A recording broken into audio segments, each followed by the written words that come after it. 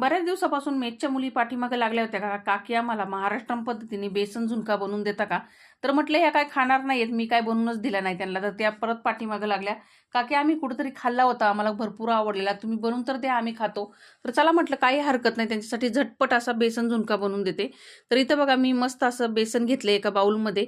त्यामध्ये मी हळद, हिंग, मीठ टाकलं आणि पाणी टाकून एक बॅटर तयार केलं. बॅटरमध्ये बिलकुलही गिठुडे ठेवलेले नाहीये.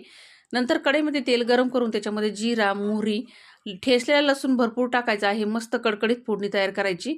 मिरची टाकायची चिरून, कढीपत्ता टाकायचा आणि मस्त परतून घ्यायचं. नंतर त्यामध्ये उभा चिरून घेतलेला कांदा टाकायचा.